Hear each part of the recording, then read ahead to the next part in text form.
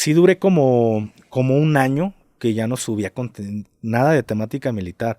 Tengo como 5 meses, tengo ahí un proyecto con mi hermano que se llama Tras las Líneas, es otro podcast que tenemos él y yo, mi carnal el Plasti y yo.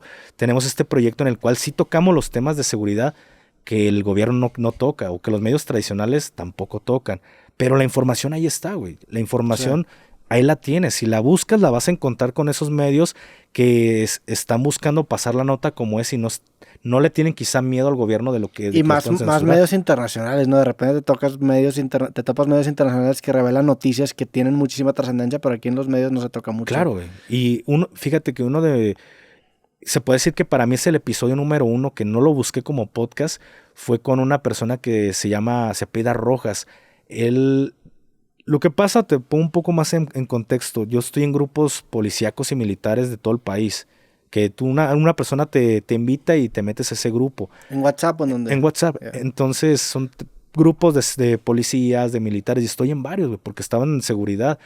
Entonces nosotros nos damos cuenta las cosas que pasan y que el gobierno censura, porque todo lo suben, güey, pero las cosas sin censura. Sin censura. Lo que el policía graba. Son grupos de WhatsApp de puros policías. Sí, güey. Sí. Que se pasan la neta de lo que al Chile está pasando. Sí, güey, así como el grupito familiar de cadena de oraciones, los grupos policíacos de, hey, comandante, pasó este pedo, pónganse trucha, hay artefactos explosivos en tal lugar, o está pasando tal cosa, o sea, todos nos chismeamos. ¿Y cuántos hay? O sea, ¿cuántos hay en esos grupos? No, son miles de personas, güey. Miles de 3,000, 4,000, 5,000 personas. ¿Y crees que todos sean policías o si hay uno que otro ahí colado? No, es que la gran mayoría siempre hay como un filtro. Es por invitación de que haya alguien que te conoce que sabe que eres policía y ya le dicen al administrador, oye, güey, hay un compa que es de tal unidad o es tal cosa, mételo al grupo. Y ya también hay algunos otros en los que hay una cuota, güey, de que también tienes que subir contenido y, este güey está muy silencioso, nunca coopera. Tú tienes que estar subiendo. Sí, también, güey, de que está muy silencioso, ya bórralo. Tú subes contenido a los grupos para que no te saquen. Sí, güey, inicialmente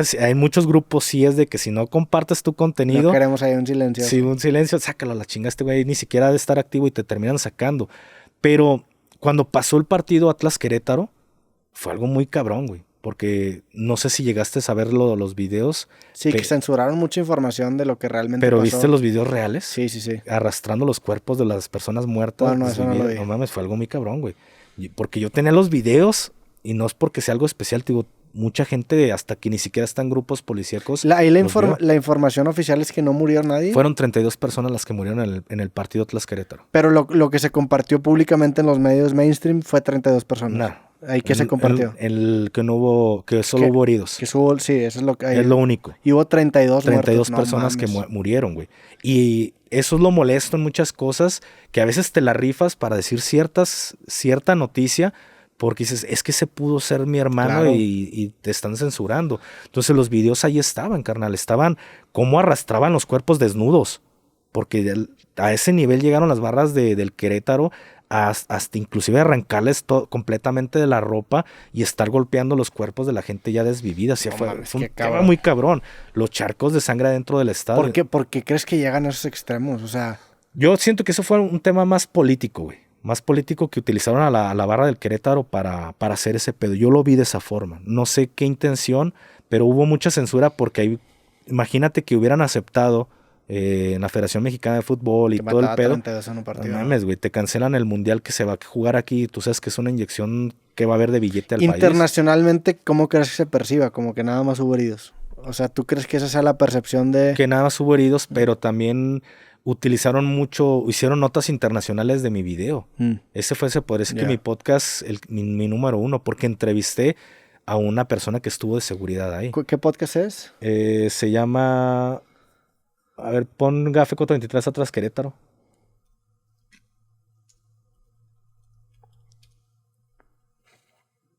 Y es con este chavo. Este güey. Y él lo conozco, es muy buen amigo. Pero cuando salen las primeras imágenes, salen los primeros videos de lo que pasó, güey, para mí fue algo indignante. Yo soy chivista y en algún momento fui de la barra de Chivas, pero para mí fue indignante ver cómo estaban arrastrando personas desvividas de la barra del Atlas. Entonces yo me solidaricé, subí una imagen de que apoyaba al equipo del Atlas, pero también subí un video a Instagram. En ese momento lo subí a Instagram donde están arrastrando el cuerpo y no duró ni media hora cuando me tumbó Instagram por contenido delicado. Me lo borraron completamente el video. Pero este chavo que se llama Rojas lo ve y me marca por teléfono y me dice, comandante, él estuvo conmigo en un seminario de medicina. Él es de allá de Querétaro. Me dice, comandante, yo estuve en este pedo, estoy aquí en el estadio, nos tienen arraigados para que no salgamos en lo que hacen la limpieza y pasó todo este rollo. Y estaba llorando. Le dije, carnal, tranquilo, ¿y qué hago, comandante? No pude hacer nada por ellos. Porque independientemente de lo que yo le enseñé, el morro era de esos que se preocupa por estarse capacitando todos los días y hasta la fecha él se capacita todo el tiempo. Me dice, no pude hacer absolutamente nada por ellos. Hay muchas personas muertas. Él me dijo, hay muchas personas. Él no me dijo una cantidad exacta de cuánta gente pues habían desvivido en este partido. Entonces me dijo, quiero hablarlo. Quiero contar mi historia de lo que está pasando. Y yo, carnal, es que puede pasar algo pues, delicado. No, yo me la rifo. Y yo le expliqué lo que se podía venir. Y él lo quiso hacer. Sacamos la entrevista y fue un boom, güey. Fue un boom muy cabrón porque, te digo, medios internacionales hicieron nota de este video. ¿Y los equipos de fútbol no te contactaron? No me contactó nadie. Y en ese momento sí sentí mucho miedo porque sabía que el problema venía desde lo federal. Ya para que lo hayan tapado de esa manera, sí, porque en un principio Alfaro, que es el gobernador del estado de Jalisco, se solidarizó con las personas afectadas de las familias del equipo del Atlas. Inclusive eran horas lo que había pasado, apenas habían pasado horas y ya había muchas velas en el Estadio Jalisco, en el escudo del Atlas, ya había muchas veladoras por todas las víctimas. Y hubo contacto de Alfaro con las familias, pero después fue una censura, borraron todos esos videos y ya tanto el de Querétaro como el de Jalisco como el presidente dijeron, aquí no pasó nada. Entonces, en ese momento cuando dijeron, aquí no pasó nada, me dio miedo, güey. Sí. Porque ya mi video está público. Y está contradiciendo eso. Sí, güey. Y si lo bajo, si lo pongo en privado, más morbo va a generar a la audiencia de por qué lo borraste y no falta el que lo resuba y se va a hacer todavía más. Sí, una vez que ya lo subes y ya una cantidad de visitas ya se vuelve algo permanente. Exactamente. Entonces, en ese momento sí sentí mucho miedo por lo que podía pasar. Y ya después una persona, pues ¿hace cuánto fue? ¿Hace como un año? Como un año y medio. Año y medio. Más o menos. Y ya después una persona me dijo, güey, yo estoy apoyando al abogado que está llevando todo el caso de estas personas. Son 32 las muertas. Y me mandó todo, güey. O sea, me mandó toda la documentación de lo que se estaba haciendo en lo del, pues, por lo que pasó de Atlas Querétaro. Todo lo judicial, todo lo legal me lo mandó. Yo dije, no mames, no puedo subir esto. Porque si lo subo va a haber pedo. Sí, y lo eliminé, güey, porque también no soy tonto. Sé medir hasta dónde puedo llegar. Ha habido otros casos de personas que me dicen, carnal, yo estuve en esta operación, esta es la verdad. Y a partir, este video de Atlas Querétaro me dejó ese aprendizaje de, por muy fuerte y aunque la persona quiera, no los entrevisto. Yo digo, siempre trato de hablar con ellos. Yo puedo utilizarlo. Si lo ves por el lado del creador de contenido, sé que voy a capitalizar ese video, pero sí. no solo es capitalizar. Las consecuencias que puede tener tanto para esa persona como para ti el publicar cierto contenido, hacer, incluso en el tema, pues sí, el tema legal, hacer apologías, o sea, todo lo que te pueden acabar empaletando por hacer algo así. Fíjate, en el caso de Atlas Querétaro, pues fue muy, no puedes ponerle, no es tan delicado el problema porque hay mucha gente implicada en este rollo. Pero ha habido ocasiones de operaciones militares que güeyes me dicen, no fue así. Y pasó esta cosa, esto pasó en realidad de esta forma. Me contactan. Y yo les digo, güey, quédatelo para ti. ¿Estás en el activo? Sí, quédatelo para ti. Ni se te ocurra, es que ya le dije a tal persona, ni se te ocurra hablar este tema porque esto es muy hermético. Ustedes son un cuadro muy chico que estuvieron en esa operación. Van a agarrarle sus teléfonos, van a ver quién tuvo contacto con el gafe, te van a tronar y te van a meter al bote. Y eso me pasó hace relativamente muy poco. Y dije, no, güey, yo no. ¿Qué un güey te contactó? Un güey me contactó por teléfono y me sacó de pedo en un principio porque es amigo de una persona que está dentro del activo que es muy amigo mío. Y él fue a buscarlo directamente hasta su casa. No lo encontraron porque él no estaba, pero se contactó a través de su familia. O sea, fue todo un pedo. No mames. Pero yo le dije, güey, yo no te voy a dar la entrevista. Y el detalle de que el morro estuvo en la operación y era un reclutita, un morro de nuevo ingreso, tenía 3, 4 meses. Entonces a lo mejor él todavía no mide el riesgo de su acción. Dije, no puedo porque va a pasar esto, van a dar contigo, te van a fincar un delito, si no es que te van a desaparecer, porque es un tema muy delicado que es tendencia a nivel nacional. No te puedo, no te voy a entrevistar. ¿Por qué? Si lo ves por el lado de creador de contenido, a mí me conviene porque voy a tener la exclusividad, lo voy a capitalizar, pinche video se va a hacer viral y para mí me va a generar dinero. Para mí. Dije, pero el que voy a terminar, al que voy a terminar sepultando va a ser a ti. Entonces yo no voy a poner en riesgo tu vida por unos pesos. Sí. Si tú lo haces con otro creador, tú sabes cómo va a estar el pedo. Entonces yo no le terminé aceptando la entrevista y creo que no se la dio absolutamente nadie. ¿Y no hay algún momento en donde te llega como una necesidad de decir, porque ahorita me estabas platicando, no es mi celular, mi grupo tu grupo de policías, todo lo que se comparten, ¿no hay algún momento en donde dices, no mames, ya es suficiente de malas noticias, de cuerpos, de todas estas, o sea, no llega a ese punto? Pues últimamente, me vale mucho, no es que me valga madre, pero sí trato de ya no consumir tanto porque llegó un momento en el que quedé hasta la madre de tanta muerte, güey. Pero sí, está muy cabrón, güey, está muy cabrón y lo más cabrón es cuando ves algún elemento que es policía, militar y los ves desvividos en unas situaciones muy cabronas. Ahí es cuando dices, cabrón, sí te da para abajo verlos.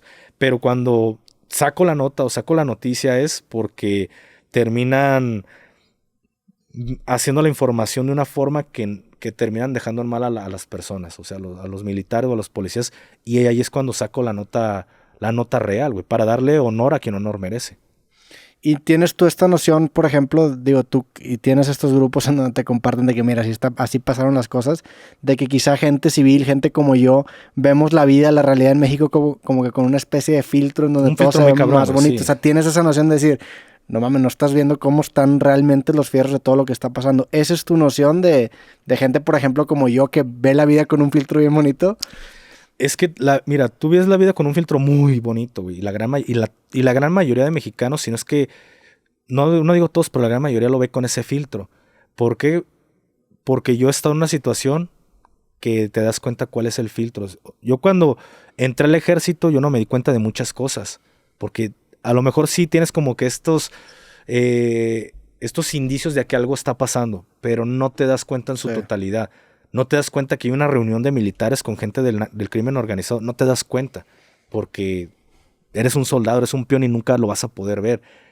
Yo veía el ejército como que, sí, malo, una institución mala, los comandantes, que abusan de su autoridad hacia el soldado, pero no te dabas cuenta en su totalidad de todos los arreglos que hay con el crimen organizado. Y no solo el ejército, también la marina, también en la Guardia Nacional.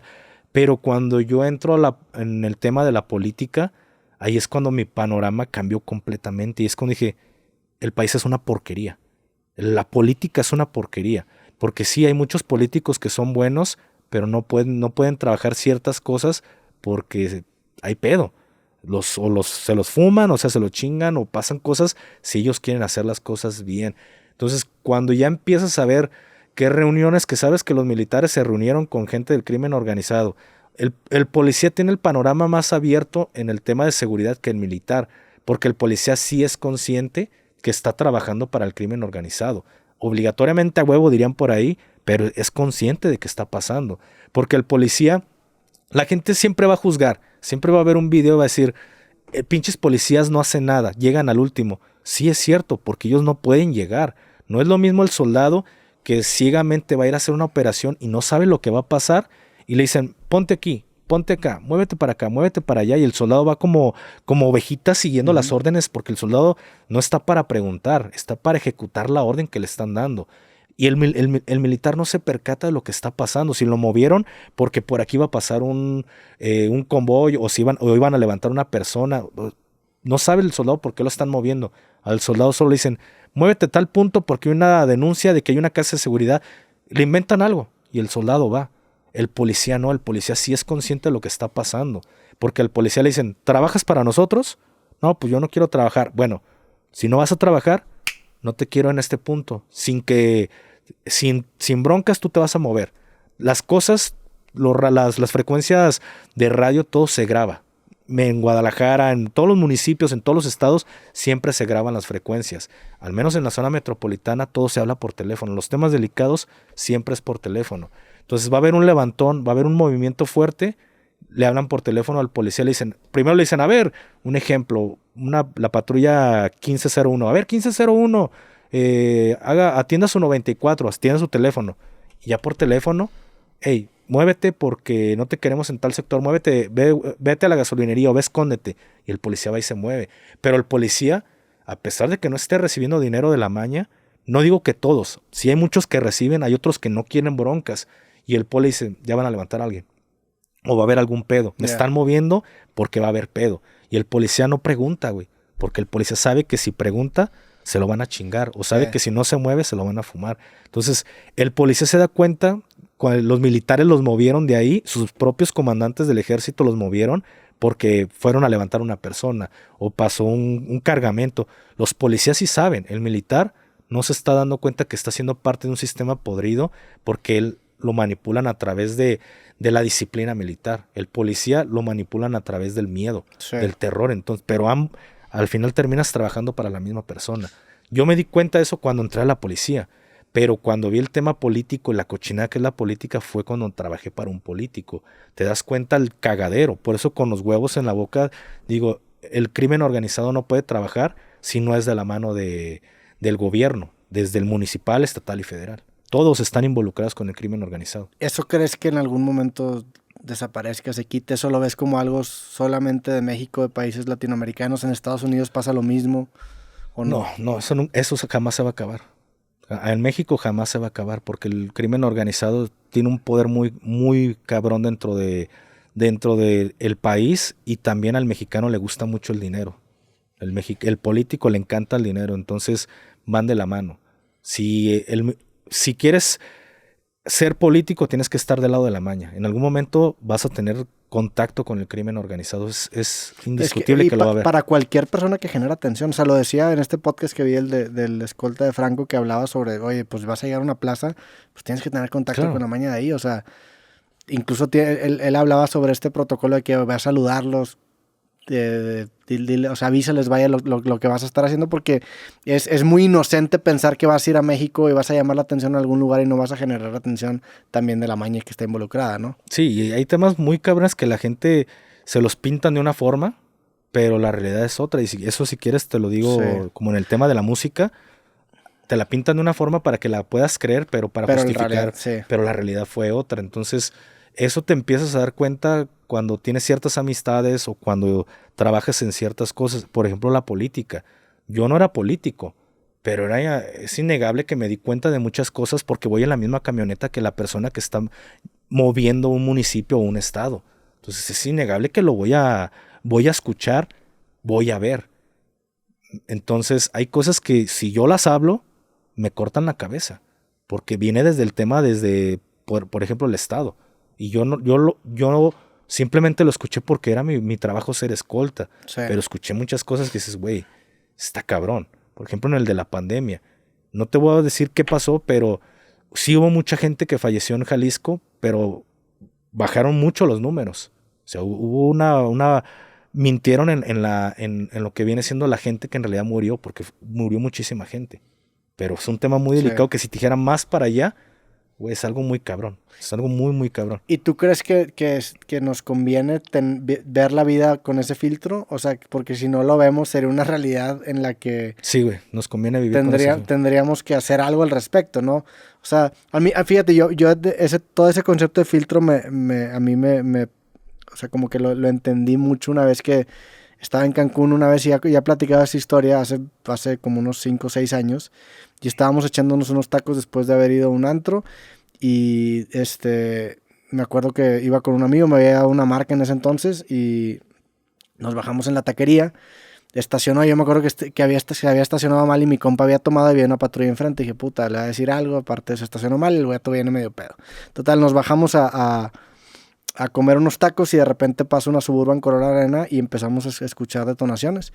Y dijimos, no mames, pues van a acribillar aquí la taquería, y nos tiramos al piso y empezamos a escuchar los balazos, y nos tiramos a la mesa, nos arrastramos al baño, duró como unos probablemente unos 40 segundos, salimos a ver qué pedo y pues habían apuntado hacia los policías y se desvivieron.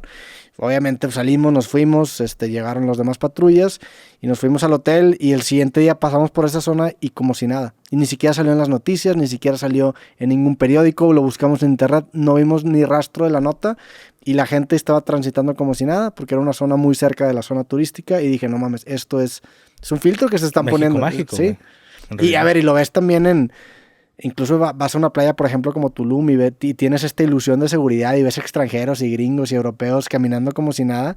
Y sabes, obviamente, los fierros que hay detrás y lo que hay debajo y lo delicado que puede llegar a ser la situación si haces algo mal, ¿no? Para, no sé, para interrumpir ese orden. Claro, güey. Y sí, respondiendo, sí es bueno que la gente viva con estos filtros porque si no vivirían con un miedo todo el tiempo. Desgraciadamente a cualquier político del partido que sea, cualquier político no le importa la seguridad de las personas ni lo que estén pasando. La mayoría les importa qué tanto le están metiendo billete a su cartera. Pero el mexicano si se da cuenta de la realidad, no va a querer salir ni siquiera a trabajar. Porque en realidad hay mucho pedo y muchísima corrupción y hay tanta delincuencia, tantos asesinatos a un nivel que la gente ni se percata porque siempre tratan de bajar este tipo de números, güey, porque a nadie le gusta manchar su administración. Y lo peor es que en lo que te metas pasa ese mismo fenómeno. O sea, donde sea, güey. Donde sea, en cualquier institución en México, en cualquier estructura, liga, lo que tú quieras en México, está eso presente. Yo no sé si sea un fenómeno exclusivo en México, exclusivo del ser humano. O sea, en Estados Unidos entiendo que hay otro tipo de corrupción. Gubernamentalmente el lobbying es legal, entonces hay presiones que ejercen ciertos empresarios en el gobierno que está un poco más regularizado, pero en México a mí me ha tocado obviamente hacer cosas, firmar contratos que dices, hay algo aquí raro, hay un tercero aquí que no aparece que está y es parte de todo, o sea, de todo lo que te involucres en altos niveles llegas a ese mismo techo y te topas incluso con las mismas personas. Te lo decía en el tema de la música, no te puedo hablar a más, pero en ciertas cosas de la música hay terceros que están implicados en ese pedo y a pesar de que dicen, el crimen organizado hizo esto, en realidad se lo están achacando al crimen organizado porque al tercero es el que le afectó y simplemente el tercero sí paga una plaza, sí paga una cuota y nada más dice, oye, pon esto o di esto, pero el que le afectó la bolsa fue a un tercero. Entonces sí está muy cabrón el tema de lo que pasa y sí para mí sí es muy necesario tener estos filtros porque es triste ver la situación del país, güey. ¿Y a ti no se te ha antojado ponerte un filtro? Porque tú estás en contacto directamente hasta ahorita con lo que está pasando. No, nunca dices de que, mejor no. Pues, mira, siendo sincero, sí lo he pensado ya no tocar nada del tema militar, pero como te lo dije hace rato, hay ocasiones que sí se pasan de lanza y terminan quemando a una persona, una unidad, una corporación, y pues simplemente es como dar la verdad. A veces puede más el que no manchen la imagen de alguien por una pendejada. Te voy a poner un ejemplo. Hace como 20 días a la fecha que estamos grabando este video, un mes por lo mucho, allá en la zona metropolitana hay un municipio que se llama El Salto, Jalisco. Iban elementos de seguridad pública de la corporación de Tonalá, que son municipios prácticamente ya que están pegados. Iban policías de Tonalá haciendo un patrullaje, iban detrás de una pipa. Y de repente los elementos del ejército mexicano, Guardia Nacional, creo que fue Guardia Nacional, le disparó a los policías. Los polis empiezan a escuchar detonaciones, descienden del vehículo y se parapetan, se resguardan. Ven de dónde vienen los disparos y ven que son por parte de elementos, creo que era el ejército mexicano, no recuerdo muy bien, pero eran los soldados los que le estaban tirando. Y estos güeyes empiezan, no hay pedo, somos nosotros. Y los militares le estaban tirando. Se hizo un desmadre. Estos güeyes empiezan a pedir refuerzos, llegan más policías y terminan parando el pedo. Cuando le preguntan a los soldados por qué les dispararon a los policías, es que traemos el reporte de que hay una pipa. Ese fue el paro. Ahí traemos el reporte de que hay una pipa con combustible y pensamos que era esta, los confundimos, pensamos que los policías los venían escoltando y les disparamos. No mames. Dices, güey, no mames, el pedote. Pero ¿qué fue lo que pasó? La gente se dio cuenta, la gente se percató de toda la acción y de la tontería que hicieron los militares, pero la gente, digo, a pesar de que mi camisa es verde, no puedes no puedes aprobar este tipo de conducta porque la gente le tiene más confianza a la institución del ejército mexicano que a una corporación de seguridad pública. Y van a decir, oh, el policía hizo algo malo. Cuando el policía iba pendejeando, iba haciendo su chamba y al rato la gente ya no confía en su seguridad pública cuando en realidad el que la cagó fue el militar. Y la nota al final terminó saliendo muy diferente a lo que pasó en realidad. Entonces, al final terminas, hablé este tema en mi canal, sí lo hablé, pero pues defendiendo a la corporación policíaca y no justifiqué el actuar del militar, que al final de cuentas es porque cada vez se le está mermando más el adiestramiento al soldado. Ahora ya el soldado dispara porque cree, porque piensa, porque me imaginé, cuando pues no somos adivinos para hacer ese tipo de cosas. Entonces, al final es porque cada vez el adiestramiento de las Fuerzas Armadas se está mermando, ya no les importa adiestrar a sus soldados.